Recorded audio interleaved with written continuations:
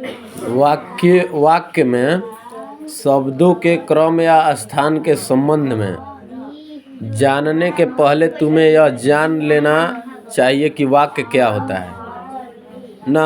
का कहला कि वाक्य एगो लाइन होला, जैसे तुम एक छात्र हो, क्या वाक्य है। तो वाक्यों में शब्दों, तो शब्द का है शब्दों के क्रम। बोल चुप रहा। वाक्यों में शब्दों के क्रम या स्थान के संबंध में कहाँ कब कौन प्रयोग हुई संबंध होकर का बा में जानने के पहले तुम्हें यह जान लेना चाहिए कि वाक्य क्या होता है। तो वाक्य क्या होता है, तो वाक्य से पहले क्या जाने पड़ी,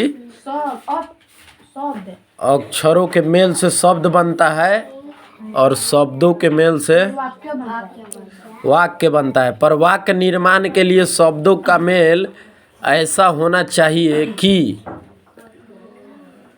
उससे स्पष्ट भाव निकले। वाक्य निर्माण के लिए शब्दों का मेल, शब्दों के मेल को क्या कहते हैं, वाक्य।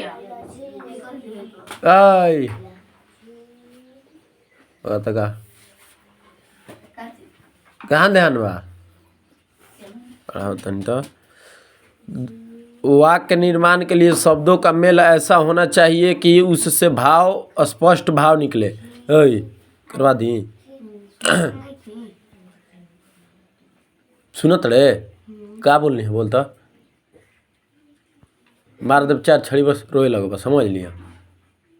कलम ऊपर से गिरावता रहे, कहता रहे सुनत नहीं, ध्यान से न सुन। जैसे कहा था कि वाक्य निर्माण के लिए शब्दों का मेल ऐसा होना चाहिए, तुम एक छात्र हो, कहे का नाम बाकी बढ़िया सोचे तनी स्पष्ट भाव होके, इन्हें के भाव गलत होके तुम एक छात्र हो, तो तुम हो छात्र एक, ये ठीक लगता है, उल्टा फुल्टा हो गई।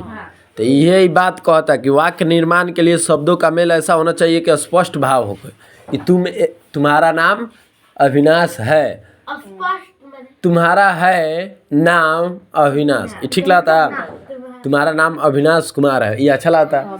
तो यही बात कहता कि तो उससे भाव स्पष्ट भाव निकले, बढ़िया भाव निकले ना। दूसरे शब्दों में शब्दों के ऐसे मेल को वाक्य कहते हैं, जिसके स्पष्ट भाव निकले शब्दों के मेल को वाक्य कहते हैं। याद करे परी, शब्द किसे कहते हैं, वाक्य किसे कहते हैं, जिससे पूरा अर्थ प्रकट हो। जिस तरह तुम्हारे शरीर में आँख, कान, नाक, मुंह, पैर आदि का स्थान निश्चित है, उसी तरह वाक्य में भी शब्दों का स्थान निश्चित होना चाहिए। निश्चित माने एक ही जगह, हाँ निश्चित एकदम। जैसे यदि किसी विश्वास, निश्चित माने एकदम उहे, ठीक बा, एकदम माने कि निश्चित बा कि कैसे आदमी कहलन कि हमारा पक्का विश्वास बा कि हम फर्स्ट डिवीजन आई, यानी क्या कहता हूँ, एकदम निश्चित कहता हिंदी भाषा में। यदि किसी आदमी के पैर की जगह सिर हो जाए, मुंह की जगह आँख हो जाए, आँख की जगह नाक हो जाए, तो वह कितना बदसूरत लगेगा। बदसूरत माने खराब। तुम लोग ब्रह्मा की सृष्टि पर हंसना शुरू कर दोगे। ये के बनैले बा, के सृष्टि बनैले बा, ब्रह्मा जी, ब्रह्मा विष्णु, तो ब्रह्मा जी सृष्टि के निर्माण के विष्णु भगवान पालन करलन, शंकर भगवान विनाश करलन। और नाश तो एक पे एक भूकंप आयल तो कई आदमी मर गिलन, घर के घर ढा गए। आँख की तो हो गई, सृष्टि पर हंसना शुरू कर दोगे। वैसे ही यदि निश्चित स्थान के साथ शब्दों को आवश्यकता अनुसार नहीं सजाओगे तो वाक्य बदसूरत हो जाएगा। एक और कहे का नाम बाकी बढ़िया से नहीं लिखेगा, जैसे यू आर ए स्टूडेंट, तो ये अच्छा लगता है कि तुम एक छात्र हो, you are a a student, लेकिन RAU स्टूडेंट उल्टा फुल्टा हो गई, बढ़िया नहीं खेला। ऐसा हमनी के अच्छा ना लगेला, बनाऊ भी अच्छा लगेला। जब हमनी कहू वाला बनाओ मतलब कि सिंपल एकदम टेंस बनेबा, जैसे एकदम जैसे इंट्रोगेटिव सेंटेंस बनेबा, क्या मैं खाता हूँ, तो थोड़ा टेढ़ा ना लगे। तुम कब जाते हो, ये सब तनी टेढ़ो लागेला। हैं वही बात बा। तुम्हारी हंसी होगी और परीक्षा में अच्छे अंक नहीं पाओगे। याद रखो, जैसा वाक्य रहता है उसमें उस वाक्य के नियम के अनुसार ही शब्दों का भी स्थान निश्चित रहता है। उसे आँख में लाग जब उसे बुटी मत के ले रहा। अब वाक्य के नियम के क्रम और स्थान का ध्यानपूर्वक विचार करो। हिंदी और अंग्रेजी के वाक्यों रचनाओं में शब्दों के क्रम तथा स्थान, order and place of words में बहुत अंतर है। अब वाक्य के नियम,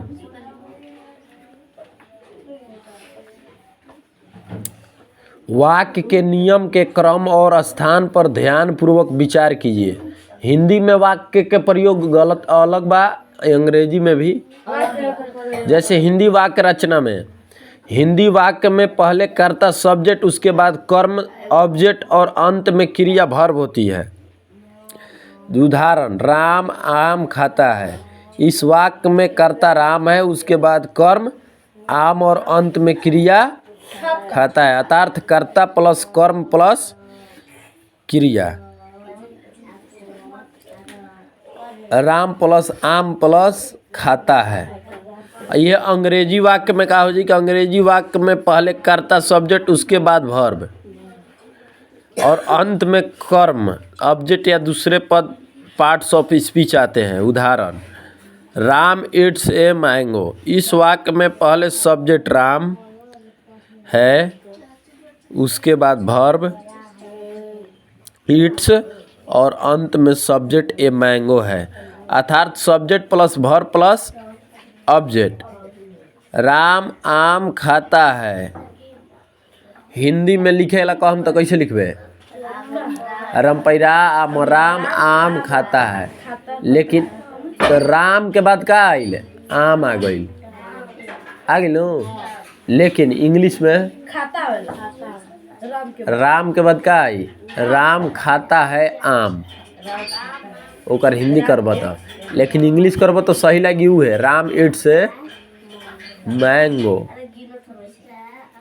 अंग्रेजी में कर्म ऑब्जेक्ट नहीं रहने पर भी वाक्य बन सकता है, लेकिन कर्ता ऑब्जेक्ट और क्रिया वर्ब के बिना वाक्य नहीं बन सकता है। जैसे ही प्लेज, इस वाक्य में ही कर्ता है और प्लेज क्रिया, वह खेलता है, इसमें कर्म नहीं है।